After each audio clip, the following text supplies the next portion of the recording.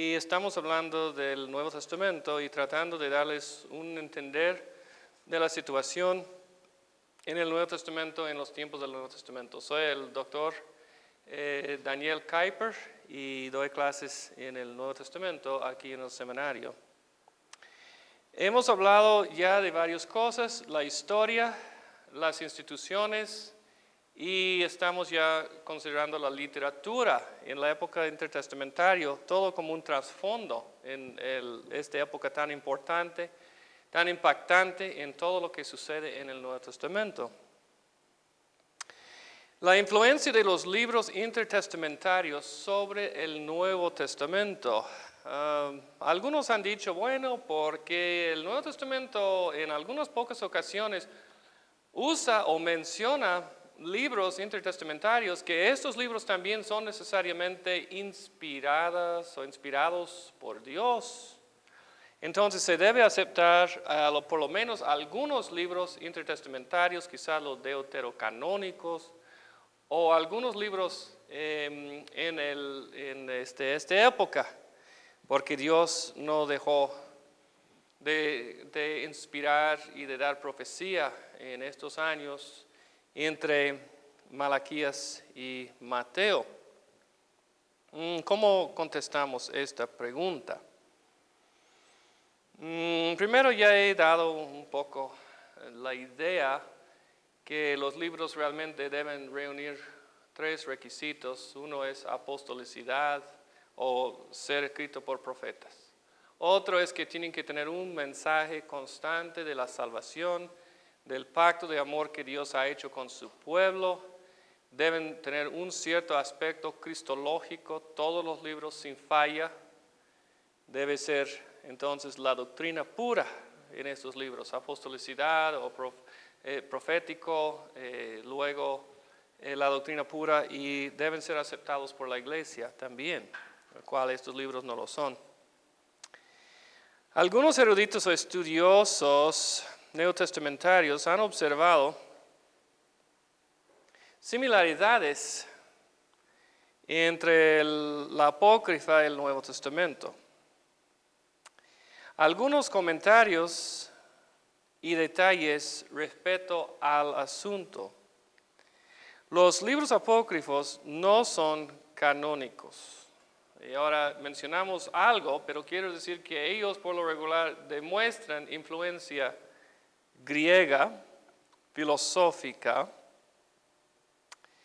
El cuerpo es despreciado y no le da cabida a la resurrección física en algunos casos, especialmente si tienen trasfondo griego y gnóstico. El cuerpo no vale, no va a resucitar para nada, nomás el alma, y muchos son de ese tipo. En los libros de origen palestino hay otro énfasis, y el énfasis es del Mesías, del que ha de venir algún día. Pero siempre es un reino terrenal, y el reino de Cristo no es limitado a la tierra, sino que es un reino cósmico, es un reino que incluye toda la creación de Dios, no solamente un pequeño terreno, una limitación a una pequeña nación, sino el reino de Dios es algo que incluye toda la creación, todas las personas. Entonces no puede ser solamente un pequeño reino en un territorio que mide unos 400 o no sé cuántos exactamente kilómetros por 200 kilómetros. No puede ser esto. El gran reino de Dios es mucho más grande que esto. Y esto era la lucha y el problema de los apóstoles, también los discípulos, porque ellos esperaron que Cristo estableciera también un reino tal. Y siempre Cristo les advirtió, les dijo que esto no es lo que Él vino a hacer. No vino a establecer un reino de carne y sangre meramente, pero mucho más, mucho mayor que solamente esto. Los libros apócrifos ponen mucha énfasis en la observación de la ley de Moisés. Podemos decir que son libros que promueven un tal legalismo. Entonces, en el Nuevo Testamento se conoce esta posición como una posición de los judaizantes, que se encuentra especialmente en la carta a los Gálatas, y es rechazado. Esos libros, estamos diciendo por lo regular, tienen conflictos y tienen dudas en cuanto al Nuevo Testamento. El mérito de las buenas obras es enseñado en estos libros. Por ejemplo, el mérito para dar limosna. Limosna nos puede librar de la muerte y nos puede purificar el alma de todo pecado. Aparece en Tobías 12:9. Judith se trata de una pureza ritual con ayunos, lavamientos y oraciones. Estas obras pueden purificar el alma según el libro, y sabemos que las obras externas no tienen nada que ver con la justicia que es apropiado por fe en el Señor Jesucristo. Otros libros se tratan del purgatorio, que necesita obras para salir del castigo de un pequeño infierno, y obras de indulgencias o de sobreerogación en el camino de salvación.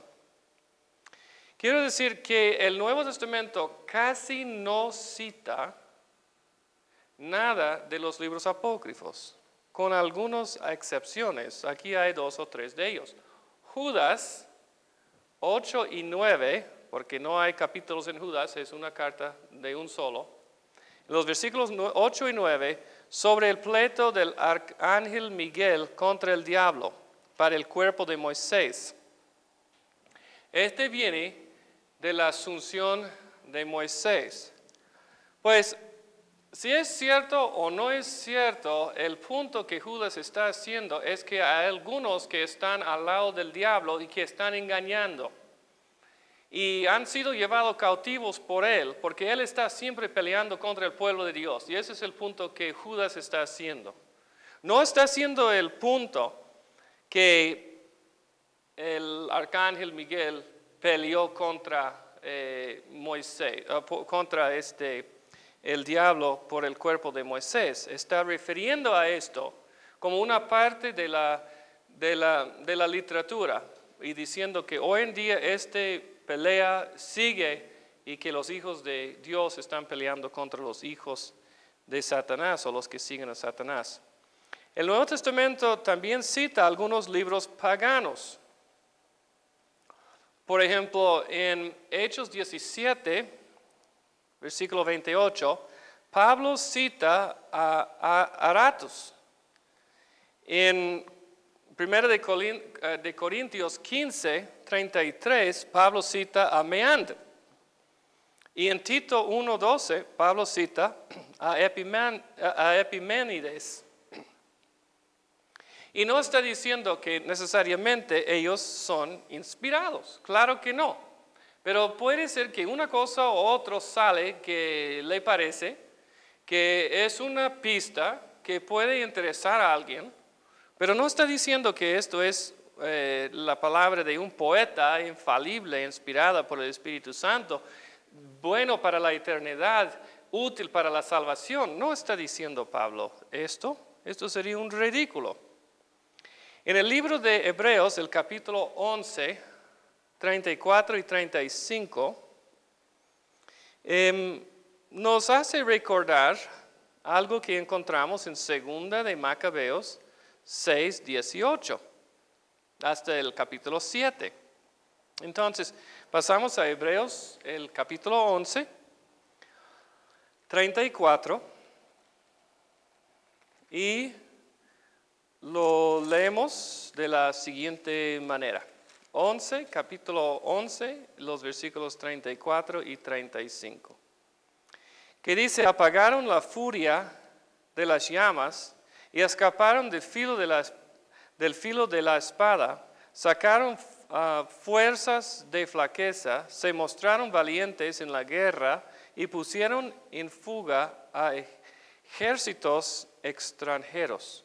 Hubo mujeres que por la resurrección recobraron a sus muertos, otros en cambio fueron muertos a golpes, pues para alcanzar una mejor resurrección y no aceptar que los pusieran en libertad. Entonces está hablando de la persecución, básicamente. Y no negamos la persecución, ya que ha sido horrible, y que Dios, si quiere resucitar a alguien, lo hace también. Y todas esas cosas son ciertas. Pero no es otra vez para decir que el libro de Macabeos, segundo de Macabeos, es inspirado de Dios. No lo es. La tradición de la muerte del profeta Isaías, siendo aserrado en dos por orden del rey Manasés, también viene en el libro El martirio de Isaías, capítulo 5:1. Y viene su paralelo en Hebreos 11:37. Puede ser un factor histórico y por eso el escritor humano de Hebreos lo incluye. Janes y Jambres en 2 de Timoteo 3:8 no son mencionados en el Antiguo Testamento, pero vienen de un libro que se llama el Documento de Damasco. El Documento de Damasco y el capítulo 7, versículo 19, lo menciona. Y otra vez puede ser un hecho histórico, pero no tiene que ver con la totalidad de un mensaje de salvación. La Biblia usa palabras, la Biblia usa ejemplos, usa parábolas, usa varios convenios. Y estos pueden venir de una variedad de lados y yo los tomo como verdades, pero no necesariamente como palabras inspiradas por Dios y que son útiles para nuestra salvación. Romanos 1 tiene una similitud o similaridad, mejor, con la sabiduría de Salomón, los capítulos 12 al 14. Se refiere al testimonio de Dios en la creación y el pecado y la idolatría y las consecuencias en la vida moral del hombre. Es muy seguro. Y puede ser que Pablo utilizó esta influencia, que el Espíritu Santo lo utilizó en el escribir de Romanos 1. Hay varias similaridades, o sea, paralelos entre sabiduría y las epístolas de Santiago y las de primera y segunda de Pedro. Juan 1:15, Juan 14:2 tienen afanes con el Apocalipsis de Esdras, el capítulo 6:17. La novia apocalíptica que aparece como una ciudad se encuentra en Apocalipsis 22:1 y Apocalipsis de Esdras 7:27. Como digo otra vez, son referencias, pero no implican que uno es necesariamente atado y no hay eslabones de la revelación entre las dos. Todas estas referencias no comprueban ninguna dependencia literaria, cierto que sí, ninguna inspiración divina para los llamados libros apócrifos. En cambio, es muy obvio que el Nuevo Testamento en sí depende del Antiguo Testamento. Está estrechamente relacionado y unido con él. En el libro de Enoc encontramos las palabras ungido, elegido, justo, el Hijo del Hombre.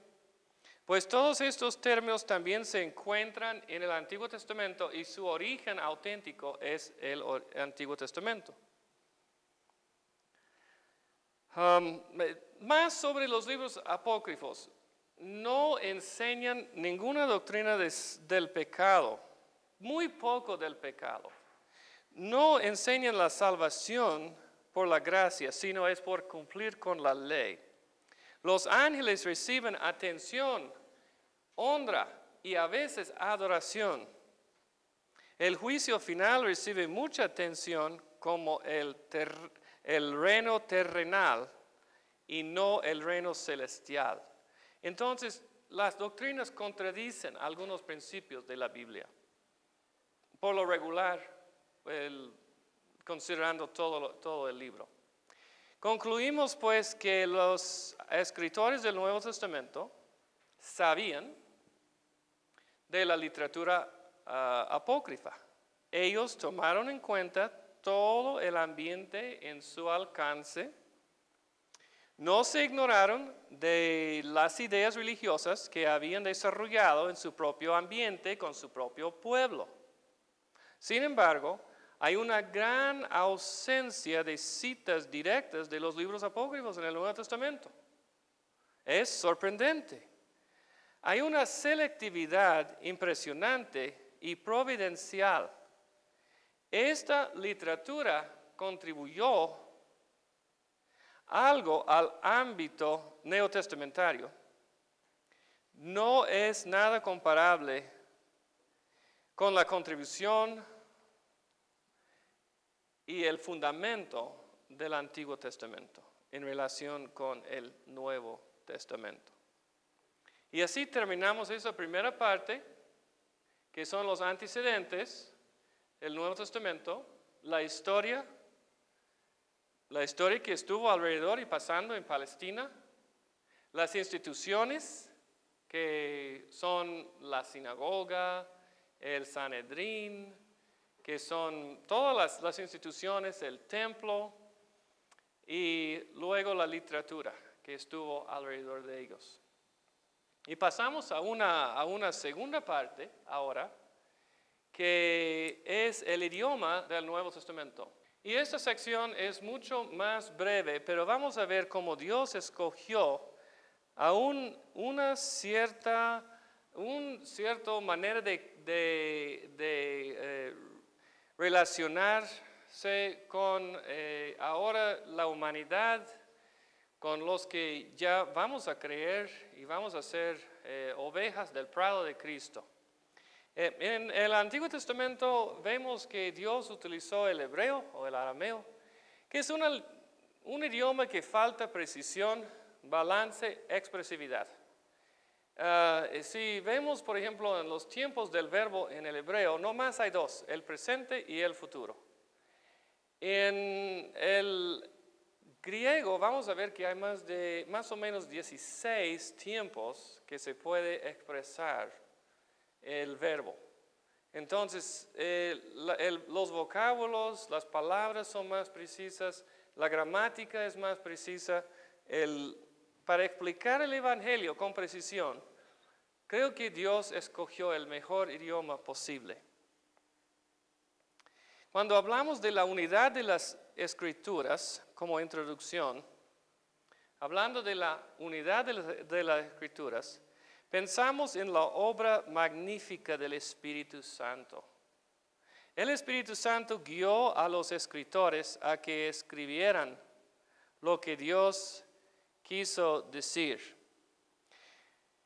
Hace poco leemos de segunda de Timoteo, el capítulo 3 y los versículos 16 y 17. ¿Qué dice? Toda la Escritura es inspirada por Dios y útil para enseñar, para reprender, para corregir y para instruir en la justicia, a fin de que el siervo de Dios esté enteramente capacitado para toda buena obra. Pues la inspiración es orgánica, es toda la Escritura, ¿verdad? Que está escrito en una forma plena, plenaria, toda la Escritura es inspirada, debemos escucharlo, es soplado por Dios. Y en cómo la creación Dios sopló en los pulmones, en el cuerpo del hombre y le puso una vida, algo que podía hacer contacto con él mismo, ¿verdad? Los animales no pueden hacer contacto con Dios, pero el hombre sí puede por su espíritu, por su alma, por su esencia, por su ser que está dentro. Dios también sopló y puso su vida, puso algo de su ser en la sagrada palabra de Dios.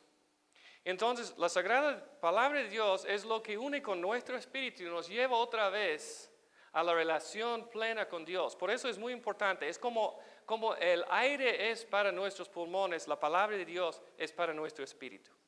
Para poder vivir necesitamos la palabra de Dios, inspirada, que entra en nosotros. Entonces, la Santa Biblia es veraz, porque el Señor es veraz. Dice exactamente la verdad, no titubea, no juega, no engaña. En el libro o el Evangelio de Lucas, el capítulo 24 y el versículo 25, vemos que hubo dos personas andando camino a Emaús y no entendieron lo de Cristo. ¿Dónde van a encontrar de Cristo? ¿Cómo lo van a entender? Cristo mismo aparece con ellos y les da una lección. Les da algo muy positivo aquí, ¿verdad? Ellos dan este testimonio. Algunos de nuestros compañeros fueron después al sepulcro y lo encontraron tal como habían dicho las mujeres, pero a él no lo vieron. ¡Qué torpes son ustedes!, les dijo, y todavía no habían reconocido a Cristo. ¡Y qué tardos del corazón para creer todo lo que han dicho los profetas! ¿Acaso no tenía que sufrir el Cristo estas cosas antes de entrar en su gloria? ¿Qué dijo? Todo lo que han dicho los profetas. ¿Verdad? Eso es lo que ellos no creyeron, no sabían. No se habían estudiado, no se habían contemplado, no se habían meditado, pues el Espíritu no se había caído sobre ellos dándoles el entender tampoco. ¿Verdad? Pero Cristo les va a dar el entender ahora. Entonces, comenzando por Moisés y por todos los profetas, les explicó lo que se refería a él en todas las Escrituras. ¿Verdad? Entonces, Cristo lo explicó a ellos usando el Antiguo Testamento. La Escritura es una. Hay una unidad. Y el principal de la Escritura es Cristo mismo. Entonces, la Biblia es íntegra. Es una sola palabra.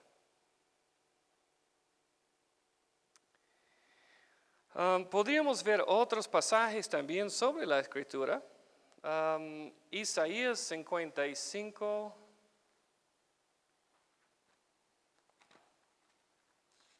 Y el versículo 10.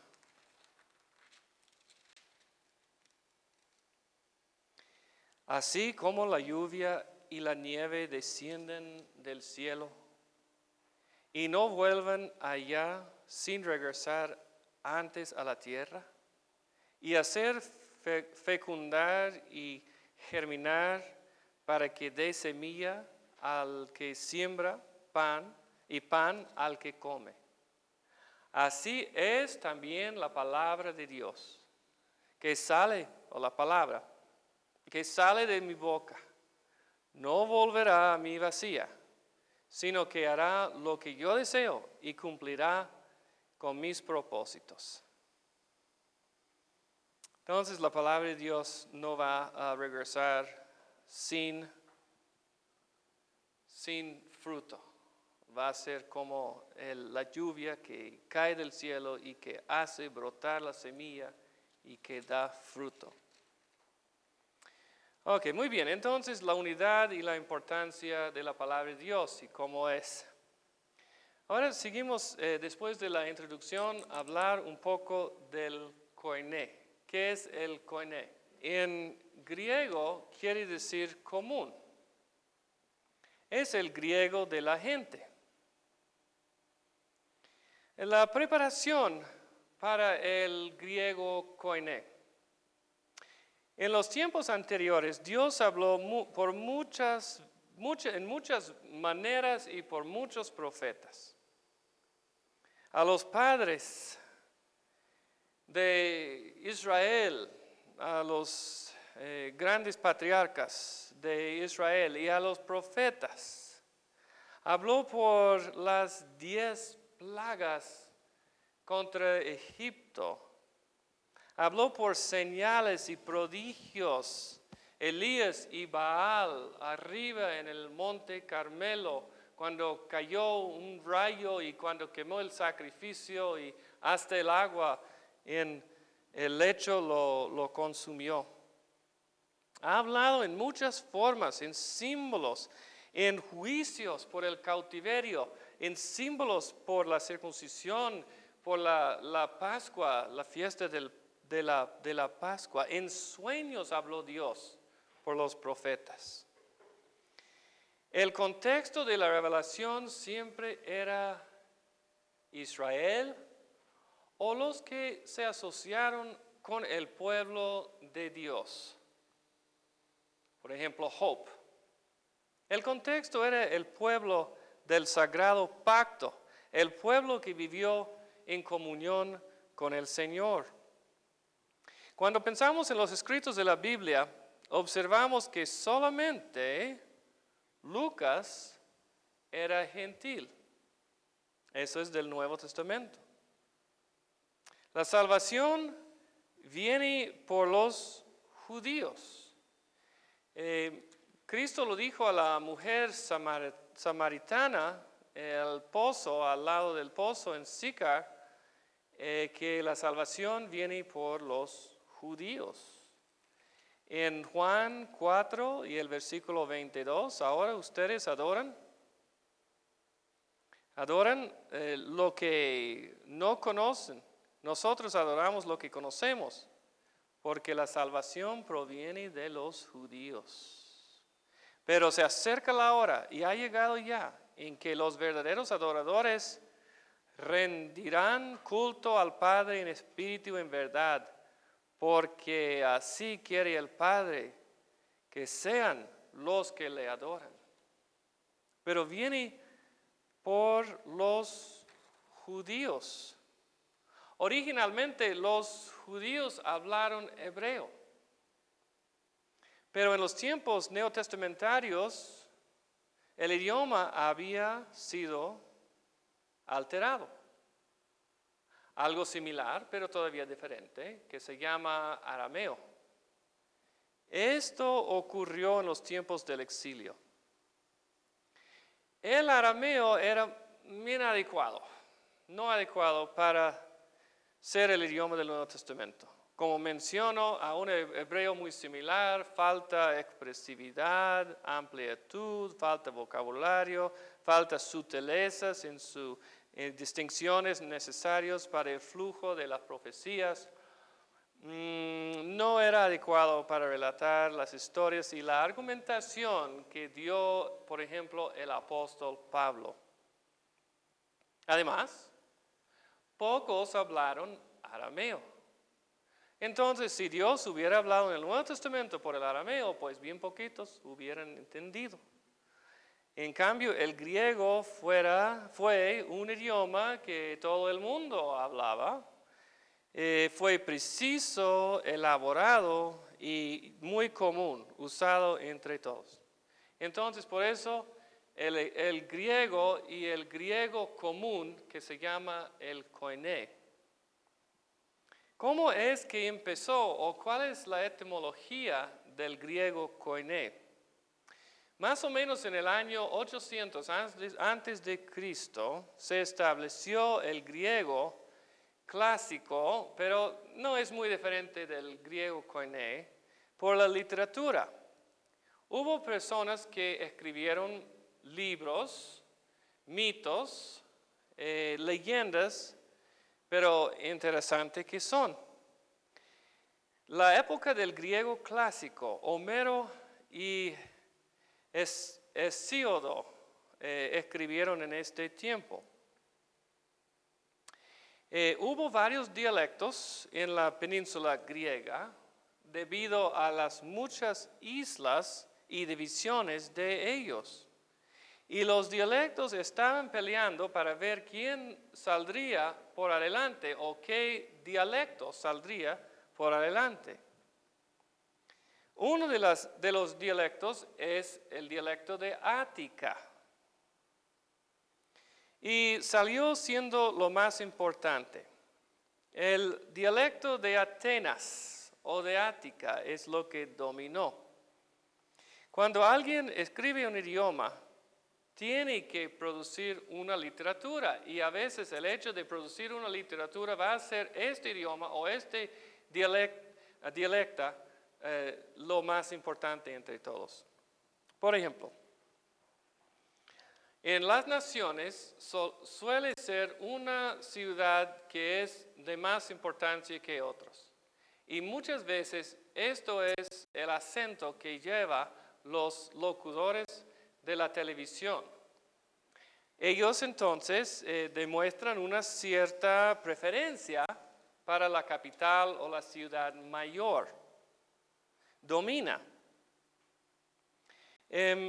Así es con el griego en Atenas, donde salió la cultura, donde salió los autores, donde salió la forma de hablar, pues la ciudad realmente de Felipe de Macedonia, Alejandro Magno y otras personas importantes, los que salieron a conquistar tierras lejanas, ellos hablaron el griego koiné, el griego común. Era el idioma de la gente.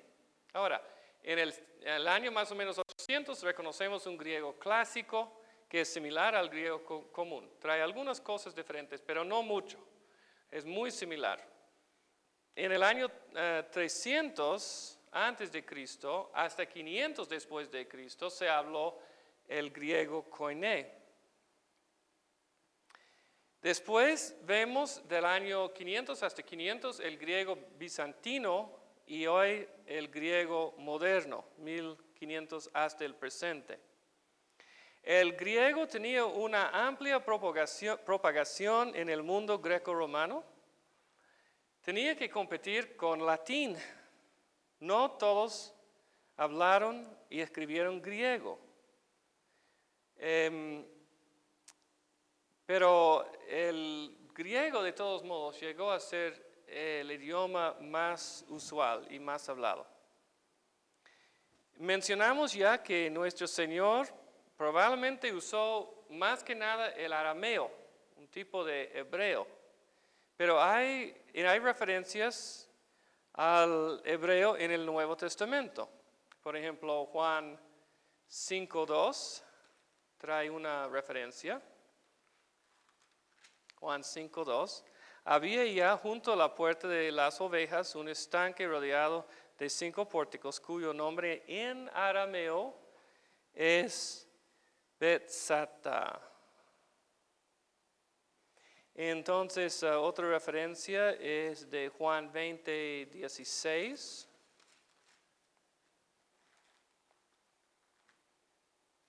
Juan 20:16.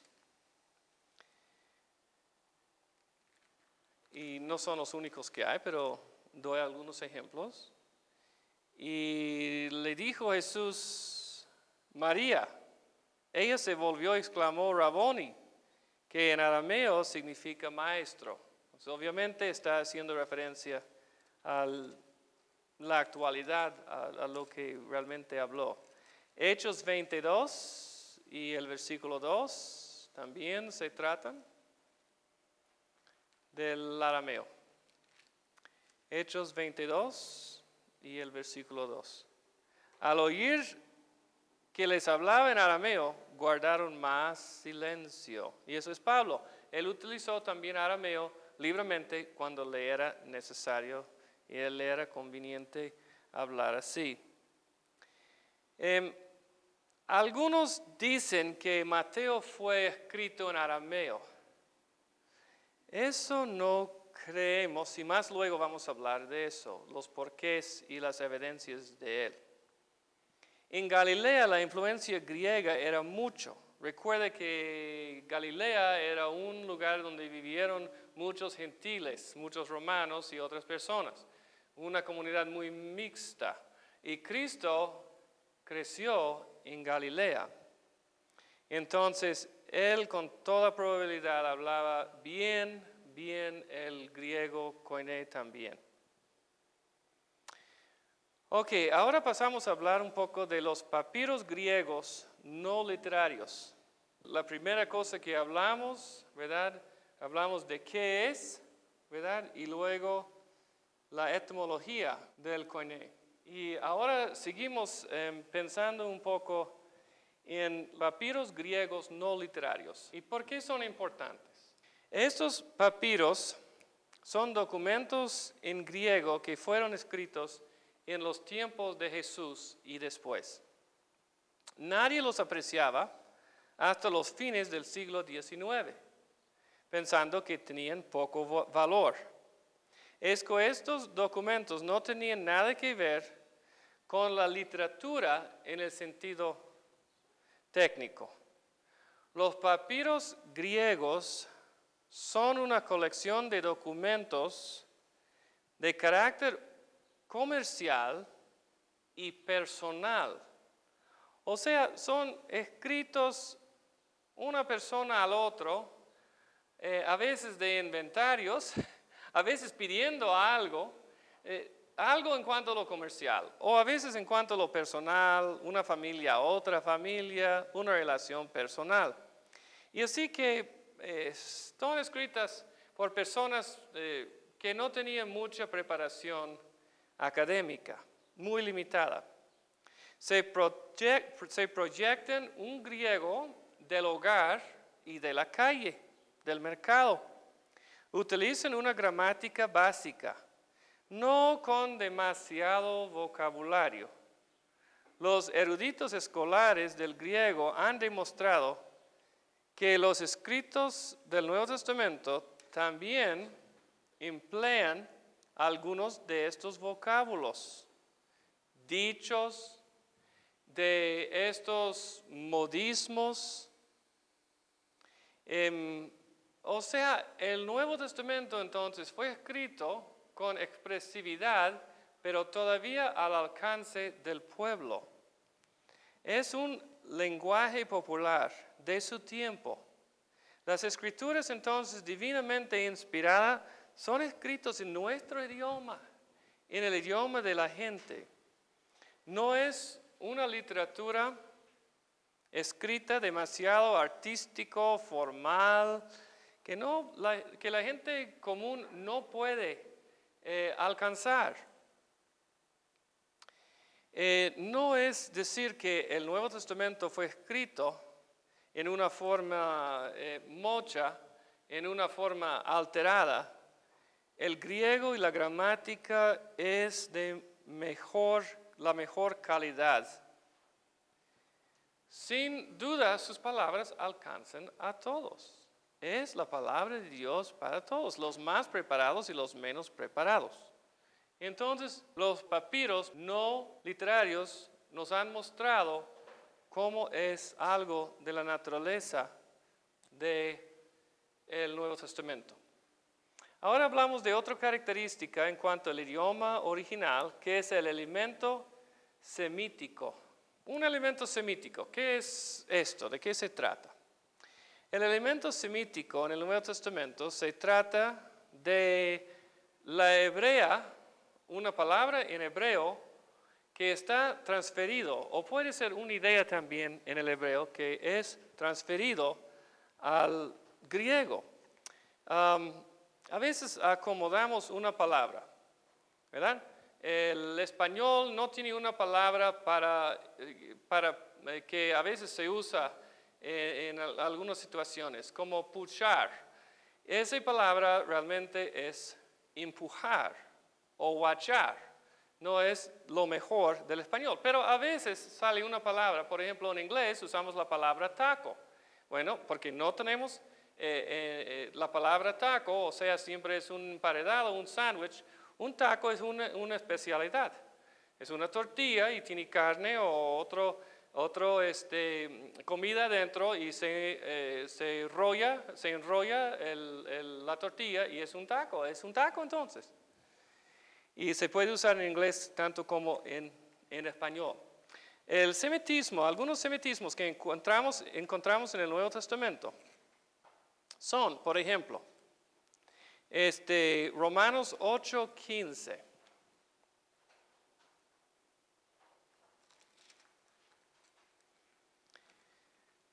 Donde la palabra de Dios dice, y ustedes no recibieron un espíritu que de nuevo los esclavice al miedo, sino el espíritu que los adapta como hijos y les permite clamar, Abba, Padre. Ahora, entonces aquí tenemos la palabra Abba.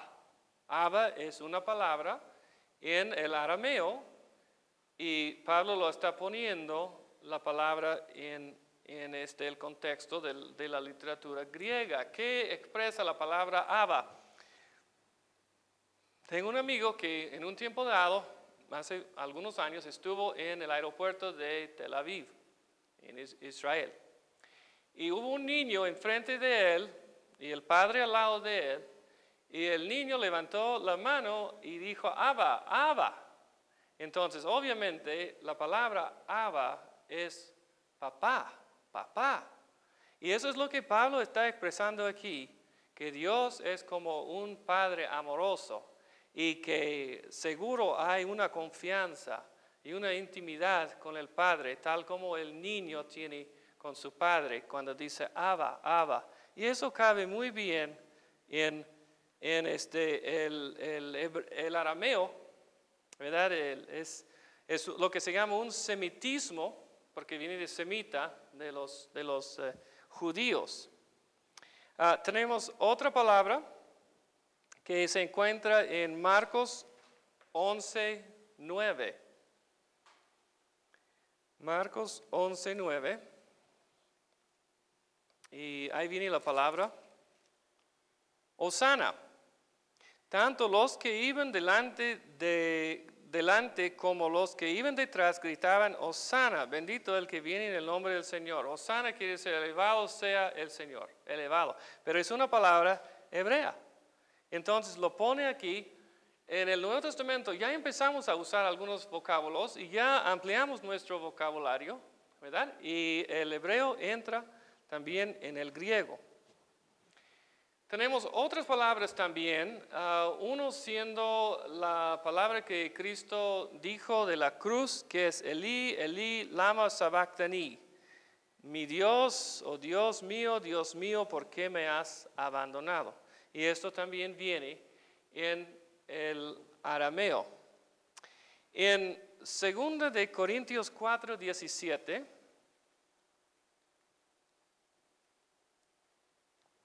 Segundo de Corintios 4:17, encontramos una idea que viene del hebreo y es la idea de la gloria. Por ejemplo, dice, pues los sufrimientos ligeros e efímeros que ahora padecemos producen una gloria eterna que vale muchísimo más que todo sufrimiento. Ok, la idea aquí es, como en 4:17, la gloria que vale más, o sea, que pesa más.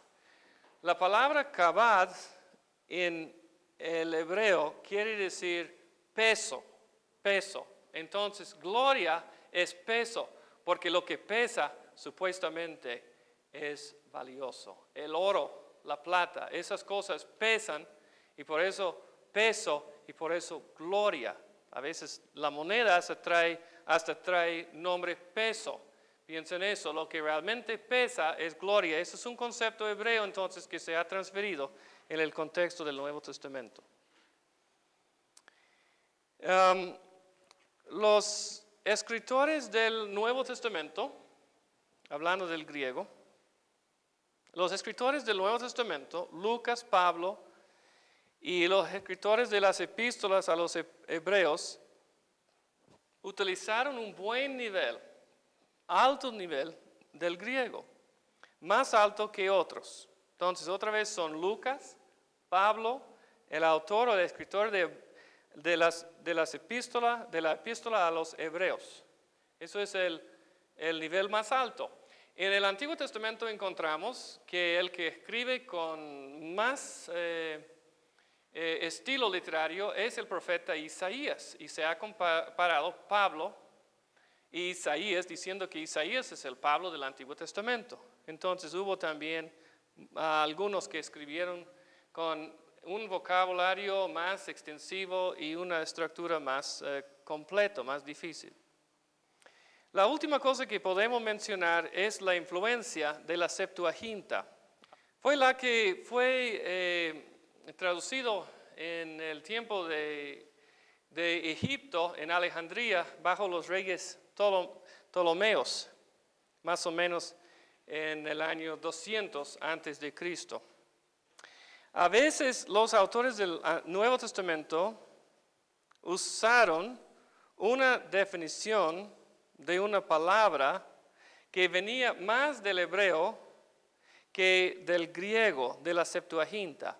Pero por lo regular, los escritores del Nuevo Testamento, cuando citan el Antiguo Testamento, usan la Septuaginta y con pocas diferencias. Hay algunos ejemplos que muestran la influencia hebrea en el Nuevo Testamento. Lucas 2:1, sucedió que, aconteció que. Esto es una forma normal de escribir el hebreo y es transferido al griego. Otra influencia hebrea es Marcos 4:41, cuando usa un pleonasmo y dice temieron con un gran temor. ¿Ves que es temieron y temor? Una repetición de la palabra.